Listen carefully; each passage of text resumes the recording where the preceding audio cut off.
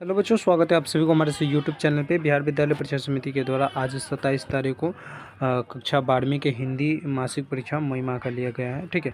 और यदि आपका परीक्षा अभी तक नहीं हुआ है या परीक्षा हो गया है तो आप सभी ओरिजिनल आंसर की एकदम 100% मिला लीजिए सही सही। ठीक है। मिलाने के लिए इसलिए कह रहा हूँ क्योंकि आपको इससे पता चल जाएगा कि आपकी तैयारी कैसी है। यहाँ पे देखिए, पहला 9 प्रश्न आप सभी से पूछा, जो संज्ञा या सर्वनाम की विशेषता बताए उसे क्या कहते हैं। तो जो संज्ञा तथा सर्वनाम की विशेषता बताता है उसे हम विशेषण कहते हैं। मतलब एक 9 प्रश्न का ये बिल्कुल सही आंसर होगा। इसी वीडियो में मैं सब्जेक्टिव प्रश्न का भी आंसर की बताऊंगा। ठीक है, इसलिए बने रहिए वीडियो में। यहाँ पे दूसरा नंबर प्रश्न क्या कह रहा है, स्वध्वनि का उदाहरण स्थान क्या होता है। तो स्वध्वनि का उदाहरण स्थान होता है ये दंत होता है। बिल्कुल ये आपका सही आंसर है। ह ध्वनि का उच्चारण स्थान क्या होगा, ह का उच्चारण स्थान कंठ होता है। क्या होता है, कंठ होता है। बिल्कुल आपका डी सही आंसर हो जाता है। कवर्ग के जितने भी होते हैं उसका भी कंठ ही होता है। हिंदी में अनुनासिक वर्णों की संख्या कितनी है। हिंदी में अनुनासिक वर्णों की संख्या यदि आप सभी से पूछे तो बताओगे 5 है। कितना है, 5 है। बिल्कुल आपका सही आंसर सी हो जाएगा। यहाँ पे 5 नंबर प्रश्न का समुच्चय का संधि विच्छेद कीजिए। समुच्चय का संधि विच्छेद क्या होगा, तो समुच्चय का उत्पलश्चय समुच्चय। ठीक है, बिल्कुल आपका डी यहाँ पे दिख रहा है तो आपका डी सही आंसर हो जाएगा। आगे बढ़िए, 6 नंबर प्रश्न के कह रहा है आपने क्या खाया, इस वाक्य में क्या कौन सा सर्वनाम है। तो आपने क्या खाया इस वाक्य में क्या कौन सा सर्वनाम है, तो प्रश्नवाचक सर्वनाम है। बिल्कुल आपका सी सही आंसर हो जाएगा। राम ने भिखारी को पैसे दिए, इस वाक्य में को किस कारक की विभक्ति है। तो को जो हो जाएगा ये क्या हो जाएगा, तो बिल्कुल कर्म कारक की विभक्ति है। मतलब 7 नंबर प्रश्न का ये आपका बिल्कुल सही आंसर हो जाएगा। आगे देखिए, पहले 8 नंबर प्रश्न पूछा, अकल पर पत्थर पड़ना मुहावरे का सही अर्थ क्या होता है। तो अकल पर पत्थर पड़ना मुहावरे का अर्थ जो हो जाएगा बुद्धि भ्रष्ट होना। ठीक है, बुद्धि भ्रष्ट होना मतलब अकल पर पत्थर पड़ना। ठीक है। यहाँ पे 9 नंबर प्रश्न पूछा हुआ है कि निम्नलिखित शब्दों में से कौन सा शब्द शुद्ध है। तो निम्नलिखित शब्दों में से शुद्ध शब्द पूछा है। तो देखो, आकाश बिल्कुल पत्नी गलत है, रात्रि गलत है, और असुर जो है ये सही शब्द है, मतलब शुद्ध शब्द है। तो बी बिल्कुल सही आंसर हो जाएगा। 10 नंबर प्रश्न देखिए, प्यारे पूछा कोई निम्नलिखित वाक्यों में से कौन सा वाक्य शुद्ध है। निम्नलिखित वाक्यों में से कौन सा वाक्य जो शुद्ध है। ऑप्शन ए में कह रहा है वह गीत की 2-4 लड़ियाँ गाती है। वह गीत की 2-4 लड़ियाँ गाती, बिल्कुल सही है।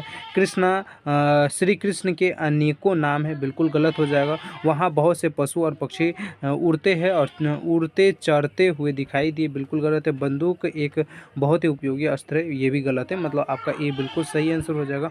यहाँ पे 11 नंबर प्रश्न देखिए, कह रहा है कि अमावस्या शब्द का विलोम क्या होगा। विलोम मतलब उल्टा, मैंने कई बार बताया है। अमावस्या शब्द का जो विलोम हो जाएगा ये प्यारे, ये क्या हो जाएगा, पूर्णिमा हो जाएगा। आगे बढ़िए, 12 नंबर प्रश्न देखिए, कह रहा है कनक शब्द का अर्थ क्या होगा। कनक शब्द का अर्थ क्या होगा, सोना, दूध, चतुर या कर्ण। तो आपके 12 नंबर प्रश्न का करेक्ट आंसर होगा कनक का सोना, यानी आपका ए बिल्कुल सही आंसर है प्यारे। राजगृह में कौन सा समास है। समास से आपके एग्जाम में प्रश्न आया है। तो राजगृह में कौन सा समास है, तो तत्पुरुष समास है। यहाँ पे 14 नंबर प्रश्न कह रहा है प्राज्य शब्द में जुड़े उपसर्ग के लिए कौन सा विकल्प सही है। प्राज्य शब्द में कौन सा, तो उपसर्ग जो होता है ये पहले होता है। तो यहाँ पे देखिए, उपसर्ग टूटता है तो अर्थ लेकर टूटता है क्या, बिल्कुल मैं सही बोल रहा हूँ। तब परा पर क्या होगा, पराजय।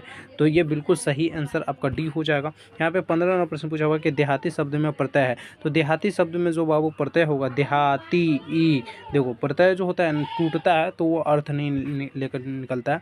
तो बिल्कुल आपका यहाँ पे डी सही आंसर हो जाएगा। यहाँ पे 16 नंबर प्रश्न पूछा होगा, गूंगा शब्द का लिंग क्या होगा।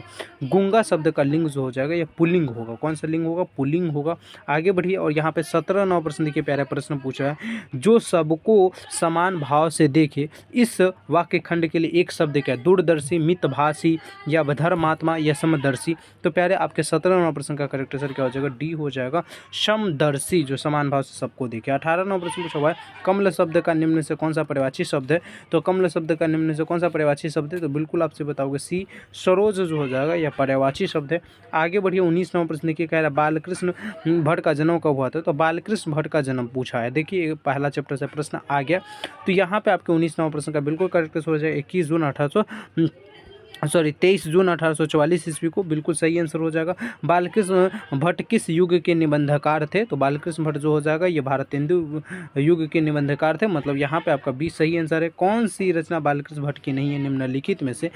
निम्नलिखित में से कौन सी रचना जो बालकृष्ण भट्ट की नहीं है? नूतन ब्रह्मचारी, सद्भाव का अभाव, 100 एक सुजान उन्हीं का है, लेकिन परीक्षा गुरु उनका नहीं है, मतलब 21 का डी बिल्कुल सही आंसर है। 22 नंबर प्रश्न की कह रहा है बालकृष्ण भट्ट को किसने अंग्रेजी साहित्य के एडिशन और स्टोरी के श्रेणी में रखा था? तो बिल्कुल करेक्ट आंसर आप सभी क्या बताओगे? यहाँ पे 22 नंबर प्रश्न, तो 22 का करेक्ट आंसर हो जाएगा रामचंद्र शुक्ल ने रखा था, मतलब आपका सी बिल्कुल सही आंसर हो जाएगा। आगे बढ़िए प्यारे, और यहाँ पे देखिए 23 नंबर प्रश्न कह रहा है बालकृष्ण भट्ट के अनुसार मनुष्य की बातचीत का उत्तम तरीका क्या है? तो विद्वत्पूर्ण बात करना बिल्कुल नहीं, भीड़ से बात करना या तर्कपूर्ण बात करना बिल्कुल नहीं, अवाक होकर अपने आप से बातचीत करना, ये बिल्कुल सही आंसर हो जाएगा, मतलब 23 का आपका डी बिल्कुल सही आंसर है। 24 नंबर प्रश्न देखिए कह रहा है मलिक मोहम्मद जायसी किस परंपरा के कवि है? तो मलिक मोहम्मद जायसी जो हो जाएगा ये प्यारे, ये सूफी परंपरा काव्य के ये क्या है? तो कवि है, सूफी प्रेम ख्याना काव्य परंपरा के कवि है, तो बिल्कुल आपका सही आंसर हो जाएगा। आगे बढ़ते हैं, सूफी है, सूखी नहीं है, सॉरी। 25 नंबर प्रश्न क्या कह रहा है निम्न में से मलिक मोहम्मद जायसी रचित रचना कौन सा है? तो मलिक मोहम्मद जायसी द्वारा रचित रचना पद्मावत है, तो बिल्कुल आपका भी सही आंसर हो जाएगा। आगे बढ़िए 26 नंबर प्रश्न देखिए कह रहा है मलिक मोहम्मद जायसी बाईं आंख और कान से कौन वंचित है? तो चेचक के कारण, गुली डंडा के कारण, जबर के कारण या दुर्घटना के? मलिक मोहम्मद जायसी बाईं आंख और कान से वंचित हुए, किस लिए वंचित हो गए? तो वह दुर्घटना के कारण वंचित हुए थे। जब चैप्टर पढ़ोगे तो समझ में आएगा।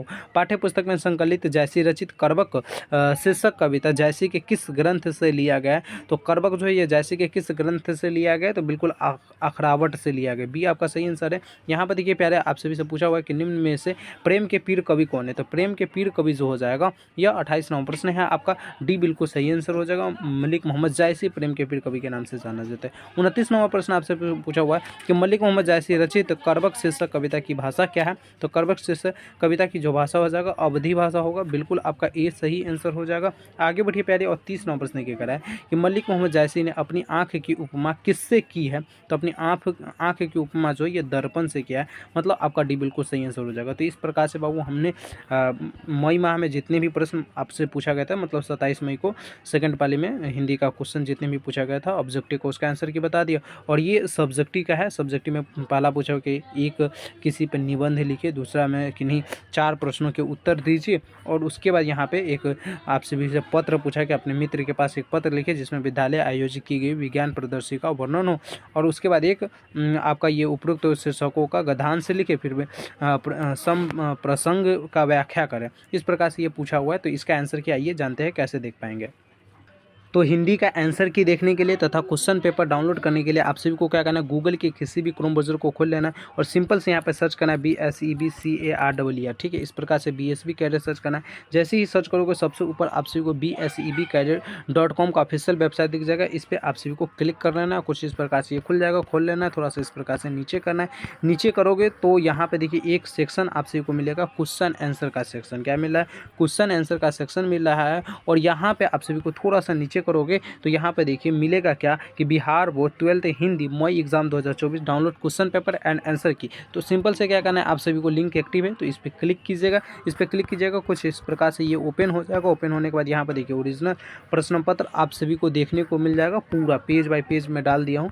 हालांकि बहुत सारे वेबसाइट पे आप लोग जाते होंगे तो क्वेश्चन पेपर नहीं देखने को मिलता है, केवल आंसर की देखने को मिलता है। और उसके बाद ये आंसर की, बाबू ये आंसर की फिलहाल अभी गलत है, ठीक है। इस मतलब एक छात्र भेज दिया था जो कि गलत था और मैं उसी का आंसर अपडेट कर दिया था, तो ये गलत आंसर की है। हमने जो वीडियो में बताया वो सही आंसर की है। हम इसको अभी जस्ट अपडेट कर देंगे ना, तो यहाँ पे मैं लिख दूंगा अपडेटेड, ठीक है। और यहाँ पे उसके बाद देखिए सब्जेक्टिव का आंसर 100% करेक्ट आंसर की मैंने क्या किया है यहाँ पे डाल दिया है, ठीक है। पहले नंबर क्वेश्चन का आंसर भी डाल दिया है। जैसे एक यहाँ पे मैंने अनुशासन पे निबंध लिख कर डाल दिया कम वाक्य में। उसके बाद यहाँ पे ये सारे प्रश्नों का आंसर की अच्छे से डाल दिया, ठीक है। तो आप सभी क्या कर सकते हैं, यहाँ से देख सकते हैं तथा क्वेश्चन पेपर या आंसर के डाउनलोड करना हो तो इस लिंक का उपयोग करके डाउनलोड भी कर सकते हैं। बाकी इस पोस्ट को आप सभी व्हाट्सअप, टेलीग्राम, फेसबुक के जितने भी ग्रुप है आपके पास सारे जगह शेयर कर दीजिए और हमारे साथ जुड़ने के लिए व्हाट्सअप तथा टेलीग्राम ग्रुप को फॉलो कीजिए, ठीक है। मिलते हैं फिर नए वीडियो में, जब तक के लिए जय हिंद, जय Bharat. Thank you so much.